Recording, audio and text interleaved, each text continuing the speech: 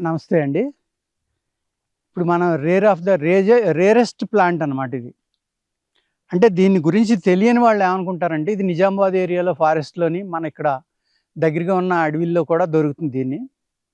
దీన్ని కూడా హడ్డీ జోడే అంటారు. కానీ సోమలతలో ఒక రకం అండి ఇది. సోమలత అని 18 రకాల సోమలతలుంటాయి ఆయుర్వేద శాస్త్రంలో.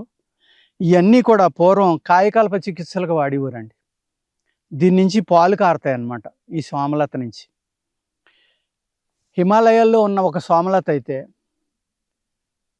15 రోజులు అంటే పౌర్ణమి నుంచి అమావాస్య వచ్చే లోపల 15 ఆకులు రాలిపోతాయండి.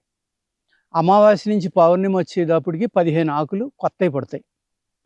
అది సోమలతల్లో ఒక అద్భుతమైన సోమలత. ఇంకా అన్నిటికంటే శక్తివంతమైన సోమలత అదేనండి.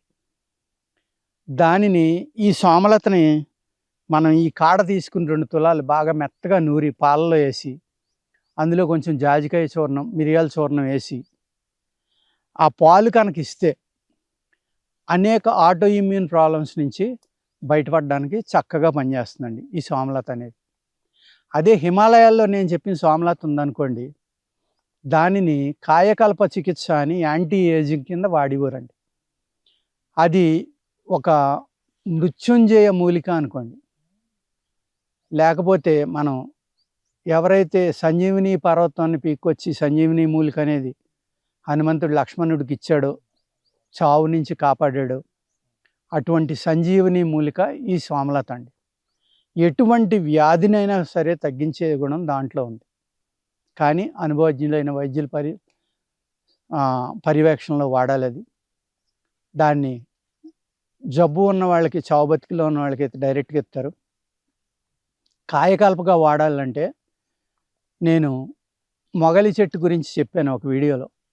అది 7 రోజులు దాని వేరు యొక్క రసం తాగితే మనం పుట్టినరోజు నుంచి ఇవాళ వరకు ఎంత పులుపు తిన్నామో ఆ పులుపు యొక్క చెడు ప్రభావం ఏమన్నా ఉంటే అదంతా బయటికి పంపుతుందని. అలాగా రెండు విడతలుగా అంటే 14 రోజుల పాటు శరీర శుద్ధి చేసి ఒక కుటీరాన్ని నిర్మించి ఆకులు అలమలతోటి ఆ కుటీరాన్ని ఆవు పేడతోటి అలికి ముగ్గులు పెట్టి అక్కడ ఒక చాపేసి ఆ పేషెంట్ని అక్కడ పడుకోబెట్టేవారు. అతను మాట్లాడడం అనేది ఉండదు. ఒక 6 నెలల పాటు కుటీ ప్రవేశం అంటారు. అలా ప్రవేశించిన తర్వాత మంచి మంచి గ్రంథాలు అన్నీ పెట్టుకుని అక్కడ ఒక ఆవు పాలు కానీ, ఆవు పాలు అన్నమే కానీ 6 నెలల్లో వాళ్ళు తీసుకునేవారు అన్నమాట. దానికి ముందరగా ఈ సోమలతని బంగారం కప్పు పట్టుకుని బంగారం సూదితోటి గుచ్చితే పాలు కారుతాయి. ఆ పాలు ఆ మనిషి యొక్క శరీర తత్వాన్ని, బరువుని, అతని శరీర శుద్ధిని లెక్కేసి డోస్ అనేది నిర్ణయించేవారు. నిర్ణయించి అది తాగితే వాళ్ళు వెంటనే స్పృహ తప్పి పడిపోతారనమాట. పడిపోతే వాళ్ళకి నోట్లో ఆవు పాలు కానీ, చెరుకు రసం కానీ పోసేవారు. పోస్తే వాళ్ళు లేచి కూర్చునేవాళ్ళు. ఆ రోజు నుంచి ఆకలి అయినప్పుడల్లా ఆవు పాలు కానీ, ఆవు పాలు అన్నం కానీ. అలాగే ఎక్కువగా చెడు మాట్లాడడం కానీ, ఎవరితోటైనా మాట్లాడడం కానీ ఏమీ లేకుండా మౌనంలో ఉండి ఆ గ్రంథాలు అవి చదువుకుంటా ప్రాణాయామం లాంటి, యోగా లాంటి మంచి సాధనలు చేస్తే 70-80 ఏళ్ళు వాడు కూడా మళ్ళీ 18 ఏళ్ళు వయసులోకి వస్తాడు. తిరిగి యవ్వనంలోకి వస్తాడు. శరీరం అంతా కూడా పాము కోసం విడిచినట్టుగా విడిచేసి ఆ శరీరంలో ఉన్న క్రిములు కానీ, అన్ని సూక్ష్మజీవులు కానీ అన్నీ కంటిలోంచి, ముక్కులోంచి, ఈ చర్మరంధ్రాల్లోంచి బయటికి వెళ్ళిపోయి ఒక కోసం పాము ఎలాగ ఇడుస్తుందో అలా శరీరం అంతా ఒక పొర ఊడిపోయి కొత్త చర్మం, కొత్త పళ్ళు, కొత్త జుట్టు వచ్చి తిరిగి యవ్వనం వస్తుందని అనేక ఆయుర్వేద గ్రంథాల్లో ఉట్టంకించడం జరిగిందండి.